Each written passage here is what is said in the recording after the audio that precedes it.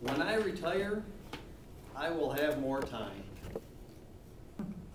When I retire, I will have more time.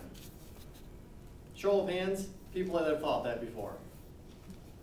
Everybody's thought that, I'm sure one time or another, myself included, and I stand before you and say that you are wrong. When you retire, you will not have more time.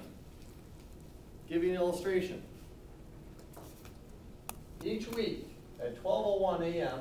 on Monday, we are given another 168 hours in a week. We are given that right now, and we'll be given that when we retire. It's how we use our 168 hours that dictates our lifestyle. So you might think that when you retire, you will have more time. You might be thinking, Darren, when I retire, I'm going to enjoy life, and I'm going to be able to schedule my time however I want. And you are right. But you will only have 168 hours every week. So when Manesh retires, or Rich retires at the age of 38 because he's all the money that he's made for other people, they'll still have the same amount of time that we do. Now I want to spend the next few minutes talking about time and how we need to utilize our time and use it as a resource.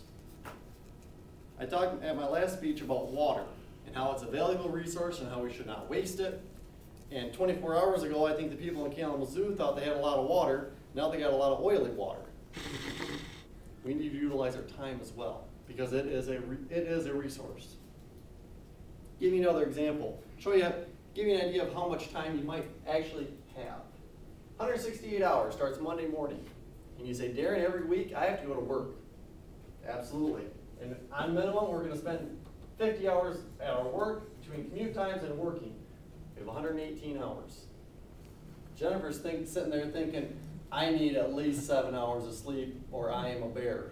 Never calling you a bear, I'm just guessing. 49 hours we're using. We're at 69 hours between our work and sleeping. Sounds like a lot of time. And you're thinking, Darren, I got a lot of things for these 69 hours. I don't blame you. 69 hours, and you might think I have kids. Kids take a lot of time. I'm going to say 20 hours a week, 49 hours. So we've gone to work, we've slept, we've taken care of the kids, and we have 49 hours left in a week. 7 hours a day on average. Now I know you're thinking, I have a lot of things to fill with these 49 hours, and that's absolutely true. But are you utilizing these 49 hours? Are you using them as a resource and not wasting them? Because it can be very easy to do. Are you utilizing these 49 hours, give or take, to better yourself, to better someone else? Maybe your family, maybe somebody at your work, maybe it's volunteering in your community. And it wasn't until I started writing the speech that I started thinking, Darren, you need to look in the mirror. You might get up and give this speech and try to encourage people to utilize your time, but am I utilizing my time? I have a handout in front of you that gives a breakdown. And at the bottom of that is a website that says my168hours.com. I encourage you to look at that website. It talks about time management and being effective with your time. Take this chart home with you and use it for a week and chart your time. Every waking moment and non-waking moment. I think you'll be able to craft out a lot of time that you didn't realize you didn't have, or you thought you didn't have. And I spent about a week doing this, and it was amazing at how much time you start to realize, well, what should I be doing now? And I'm not trying to make you a person that is running around with their chicken, like a chicken with their head cut off all the time, and you got to be busy all the time. But I think we can get into the trap of saying, I didn't have time to do that. And I'm not so sure that's true. Because to go back to this 168 hours, we do have the time. You hear the saying a lot of times, if you want something done, ask a busy person. And that is very, very true. Because that person has learned to be efficient with their time and their resources.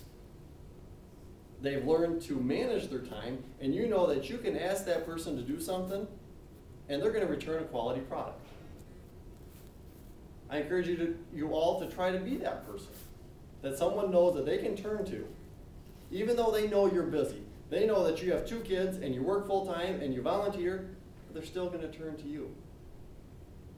Because quite frankly, I'd rather ask Rich to do something because I know he's going to get it done, even though he's busy, rather than someone else that is going to give me the excuse of, I didn't have time.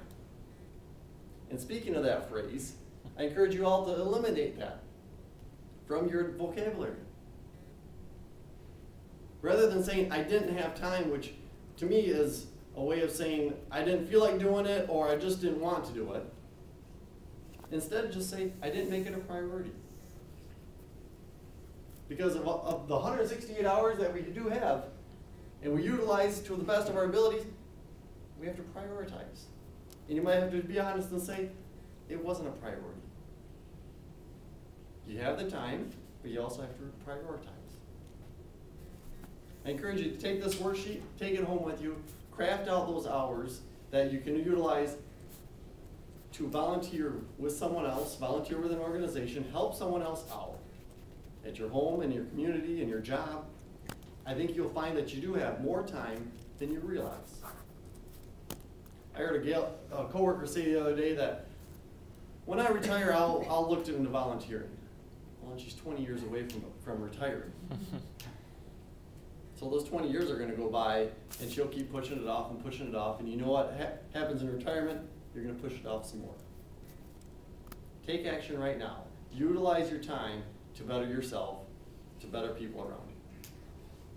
Back to you.